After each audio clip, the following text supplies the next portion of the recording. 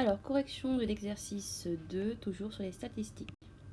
Donc cette fois, vous aviez Clément qui lance 20 fois un dé.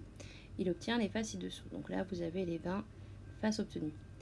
Petit 1, on vous dit de regrouper ces données dans un tableau d'effectifs, d'ajouter une ligne pour donner la fréquence d'apparition de chacune des faces et de construire un histogramme pour illustrer ces données. Alors, donc il fallait faire une ligne avec les différentes faces possibles, c'est-à-dire 1, 2, 3, 4, 5, 6 et une colonne totale qui peut toujours servir. Ensuite, il fallait compter combien on avait de 1. Donc des 1, on en a 1, 2, 3, donc je mets un effectif de 3. Combien avait-on de 2? Alors, des 2, on avait 1, 2 ici, un deuxième de là, et c'est tout. Donc je mets 2 ici.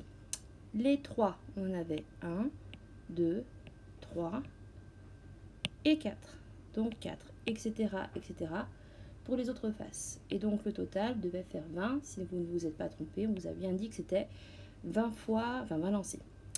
Et donc il fallait calculer la fréquence. Alors, comment est-ce que j'ai fait pour calculer ces différentes fréquences? Par exemple, pour la fréquence de 1, j'ai pris l'effectif, c'est-à-dire le nombre de fois où 1 est apparu, c'est-à-dire 3, sur le nombre total de lancers, c'est-à-dire 20, et pour l'avoir en pourcentage, j'ai fait fois 100. Alors si vous n'avez pas fait fois 100, ce n'est pas très grave. À ce moment-là, vous l'avez sûrement donné sous forme décimale, donc 100 fois 100, c'est-à-dire 0,15. Ça fonctionne aussi.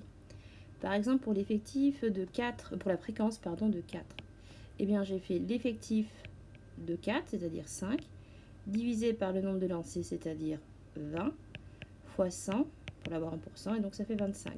Si jamais vous l'avez fait de façon classique, sans pourcentage, ça fait 0,25. Rien de grave. Et donc voilà comment on a répondu aux questions 1 et 2. Ensuite, pour l'histogramme, alors pour que ce soit plus joli sur le corrigé, moi je l'ai fait à l'ordinateur avec Excel. Donc ce qu'il fallait faire, c'était prendre ici les différentes faces, 1, 2, 3, 4, 5, 6, et en axe des ordonnées, prendre l'effectif. Donc un effectif de 1, 2, 3, 4, 5, 6. On monte jusqu'à 6 puisque en fait l'effectif maximal c'est 5. Donc le bâton qui représente 1, le rectangle, devait avoir une hauteur de 3 pour correspondre à un effectif de 3.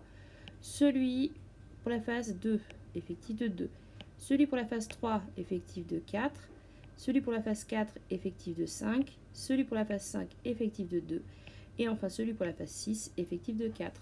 Donc voilà à quoi doit ressembler votre histogramme. Et c'est tout pour l'exercice 2.